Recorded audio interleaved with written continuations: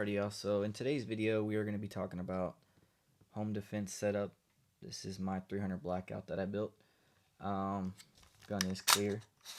But before we talk about the video, I just wanted to say thank y'all for anybody that's watched.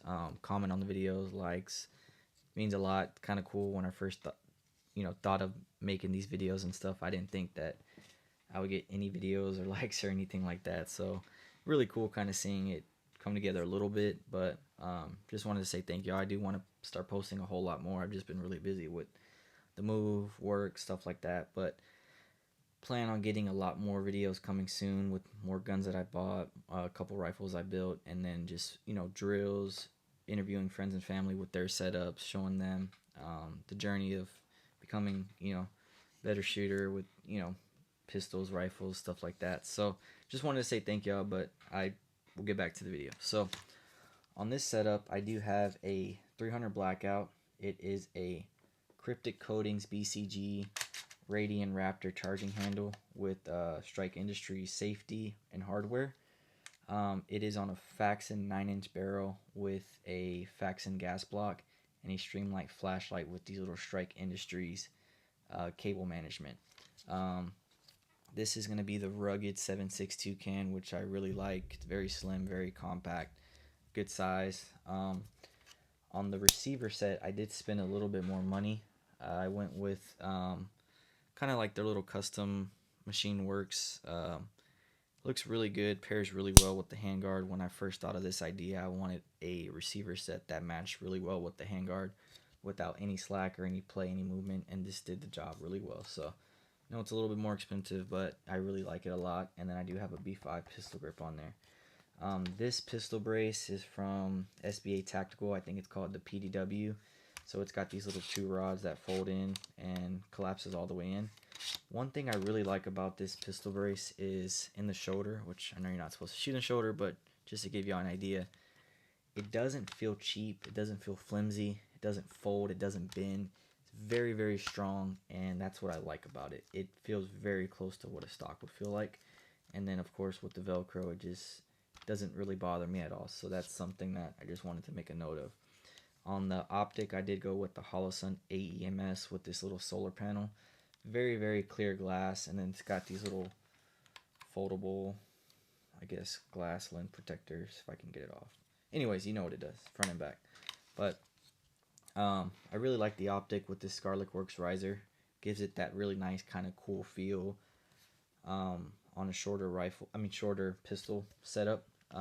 This is something that, it's not really long like ACOG or a magnifier 2, setup. I didn't want anything like that. I just wanted something basic with the nice little red dot.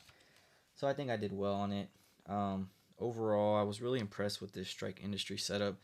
The little mag release and the safety. It's really, really nice because of these little grooves it has on it with this paddle.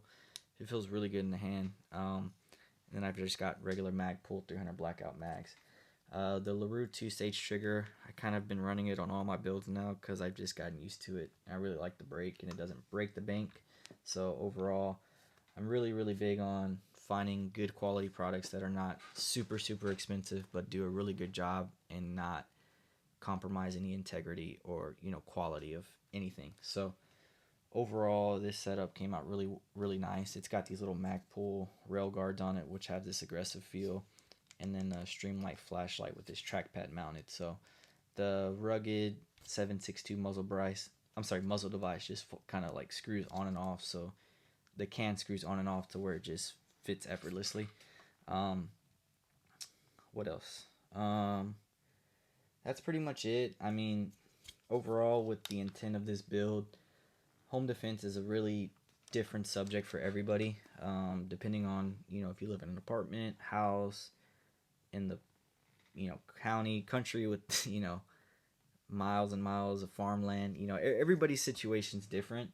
For me, living in a traditional neighborhood, I wanted something where I can really control the round, as opposed to like a shotgun where if I have like birdshot or slug or what are those? The ones that shoot 3 little balls. Those buckshot. Sorry. I didn't want anything crazy. I just wanted something that was, what I shoot is what I want to hit. With 300 Blackout 5.56, they penetrate a lot. So, God forbid I ever have to use it. I just wanted to make sure I have as much control over it as I can.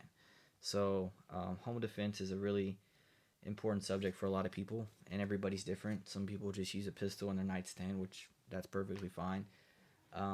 One thing I do recommend, which I'm sure all of you know, or if you're new to, firearms, you really, really have to think about it, especially with kids. Understand where everyone else is in the household. What they have access to, where you're gonna put it. There's so many accidents out there that I just think are unbelievable, and I know accidents happen, but as a father, I would be. I can't even get into that, but you know, just be really careful, guys. I've heard a lot of stories where families just leave guns in places that are easily obtainable to get kids or anyone else that comes in the house. Just make sure everything is secure as best as you can, and nobody wants to ever have a home break-in or anything like that, but just know where everything is at in your house, where people are, how many people are in there, where your kids are at all times. So I'm not saying bad things happen, there are bad people out there, but we just got to do our best to protect ourselves and the loved ones out there. So one thing I did want to talk about that I kind of regret in a way, 300 Blackout, I originally thought was going to be like the best all-around caliper that did everything. I was wrong. 300 Blackout, I've heard people stretch out 300-400 yards that they say they can hit. I personally didn't shoot that far, and I don't think I ever will. Just doesn't need to. But if you're going to go with something like a general purpose round that you want it to do everything, I'd probably recommend go with like a 5.56 at like a 14.7, 12-inch barrel, 13, 11, somewhere around there. Obviously, the longer you go, the better velocity you get, the more accuracy you get. But for something like a home defense that you want it compact for clearing rooms, hallways, stuff like that, this is perfect. Since it's such a compact frame, it does its job. The actual gun itself, technically, since it's still underneath 16 inches, I have a pistol brace on it, of course, and I think, me personally, if you're gonna SBR a gun, I mean, I don't know. I'm not gonna get into all that, but I personally don't think it's worth it because you're basically paying $200 to just put a stock on it, which it is what it is. If you're gonna do it, do it. But this is perfectly fine for me. Quality came out really nice, and spent a little bit more on some of the little items, but I wanted to keep it for a long time. And the good thing is I can always just throw a 5.56 barrel on it, and best of both worlds. So it's one thing I like. Just swap out the upper, and 300 Blackout's a very unique round, very expensive, but gets the job done. So yeah, if y'all have any questions on it, just let me know. Try and show y'all some details on it. Came out, a lot better than I thought it would. Put the light so y'all can kind of see a little bit better.